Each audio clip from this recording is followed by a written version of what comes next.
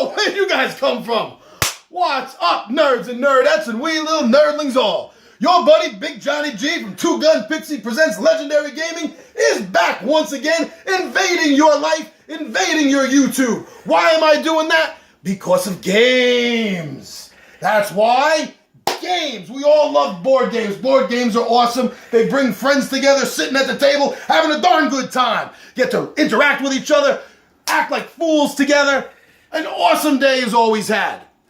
But what happens when you want to play a game and there's no one around? Sure, some of these games you can play one player, but not all of them. Until now.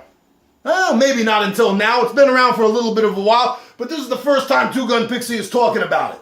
Take a look at the table here. Whoa! I cannot begin to tell you how much I love Sentinels of the Multiverse. This is probably my favorite card-based game that there is. I like this game.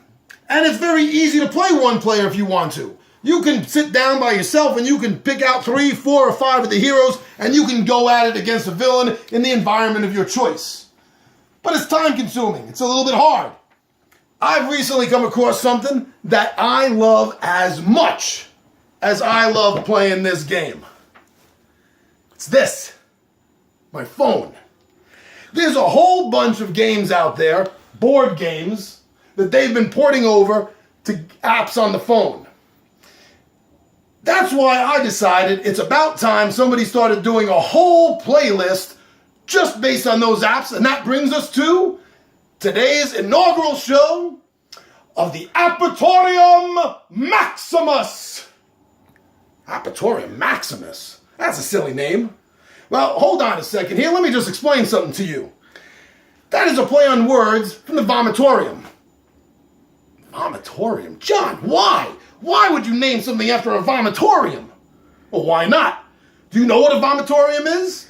I'll give you a hint. It has absolutely nothing to do with any place Romans went to go throw up. That is a huge misconception. We all know what a vomitorium is. Most of us has actually used a vomitorium without even knowing we were using the vomitorium. So what's a vomitorium? A vomitorium is in an arena. You know that big passage? When you get into the arena and you go through the big passage and you come out the other side and you file up to your seats? That passageway is a vomitorium. Yes, it does come from the base word of the Roman for spew, but it has nothing to do with spewing. The crowd themselves are spewing forth into the arena. That is why I decided to decide. Did you catch that? That's why I decided to call this playlist set the App-iTorium Maximus, because we are spewing forth great board game apps. So yes, the first one I want to show you for this inaugural session is the app game, the video game as it's called, for Sentinels of the Multiverse. I've got a few on my phone right now. You can see it right there, Sentinels. Now, these game apps have actually taught me something. That there's been a few rules in the games that I've gotten wrong. But the apps, they control all the rules. So the rules are never, ever going to be wrong. I played this game and I realized I was making a mistake or two. Does not take away from the fun at all. So when you load the game up, you're going to get this board. Hear the music? Very cool. Now when you get it, it's just going to come with the base box of heroes, villains, and environments. Everything else, this is not available yet, the villains of the multiverse, but everything else, all the other expansions are available for purchase as well. So it can get a little expensive if you want to get the entire collection. I'll say that right up front. But just for the core base game, you can get it and have as much of a good time sitting down, playing Sentinels of the Multiverse by yourself that you would with your friends playing the actual game. So this is what you're going to get. You're going to download the app. You're going to get this cool screen with the cool music. You can play this online. I haven't done that yet. You can play this online. You can increase your standing in the community. But let's just show you the new game. So the first thing you're going to do here, you have a space for villain, environment, and then you get to choose your heroes. You can even choose the level that you want to play on. I got this on standard to show it off to you. So you want to choose your villain. Now, I've gotten a couple of the expansions, so I have more than just the base set. But you have all the villains right here. Some of them are going to have variants. Now, the variants you don't start with. You have to unlock them as the game goes on by doing certain things, by accumulating certain points, having successful battles with certain villains against certain heroes. But you take this and you decide, okay, let's go after Baron Blade, because he is always very fun to beat up. Has the list of environments. Again, you take a look at the environments, and of course Baron Blade is always trying to destroy the Earth with his Terra Luna beam, so he wants to be somewhere safe. He doesn't want to get destroyed along with it, so he's going to be on the Mars Wagner base. And then at that point, you come down here and you can choose anywhere from 1 to 5 heroes. 1 to 5 heroes. Why you would choose just 1 or 2 is really beyond me. If anyone has actually played this game with just 1 or 2 heroes and have won, please put it in the comments. I want to know who you fought, where the environment was, and what heroes you used, because I would love to try that as well. But again, with the heroes, you also see variants as well. You're going to be able to unlock them with successful missions in the game. So let's say you want to start off with Legacy, because he's the nemesis of Baron Blade, and you want to have some friends in there with him, like let's say Tempest.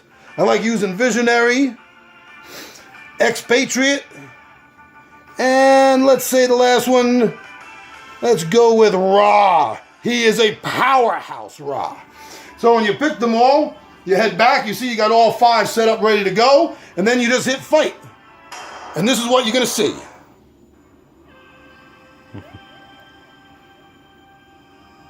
Some nice, interesting sort of cut animation that's not really animation. Reminds me of some of the Marvel cartoons from the 60s. Shows all the heroes that you have lined up, ready to take this guy out. They have their little dialogue. And then onward. This plays exactly like the card game. Every single rule in the card game, the app knows and understands. There are things, one major thing that I was doing differently in the card game that I now know I was doing wrong, and that's when you're dealing damage, and there are multiple sources of the damage with multiple different types of enhancements on those damages coming in. I, in the card game, have been dealing with it all in one. Adding everything up together and then worrying about what's being defended against. Now I know that each separate attack in that one attack is dealt with separately. I didn't know that, and this is not a difficult game to begin with to understand. It's very fidgety. There's a lot of things to keep track of. That's another reason why this app works so well. It will automatically do exactly what the cards are supposed to do. In his case, he always starts with the mobile defense platform. And he's bringing his cards into play. You see they use the exact same artwork, the exact same cards that they do in the game. So this feels as much as it looks and plays exactly like the game. Then you get to choose.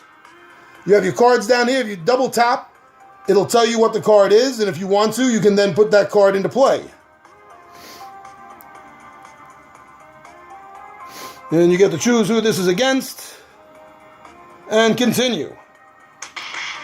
Because you got to take that platform out before you can do any damage to Baron Blade. And the next one right here. Because I didn't have a choice.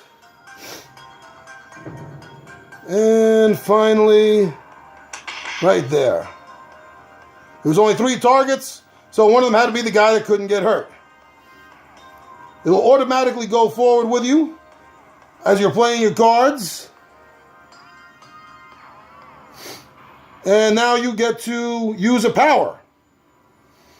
It'll tell you exactly what it is. So if I had multiple cards out, I could just tap them and find out what they are in case I forgot. And then when you're ready for it, you tap it again, and the card goes into play. Its effect happens. Draw a card, last of the phase. It'll automatically do that for you from the randomization of the cards it knows are supposed to be in the deck. On to the next hero. And this is going to go on and on and on, so you either win or you lose. This plays exactly like the card game. I personally can't believe that there's any fan out there of the card game that has not gotten this. And if you haven't gotten this, you're a latecomer like me, Go out. Get this. This is a must-have.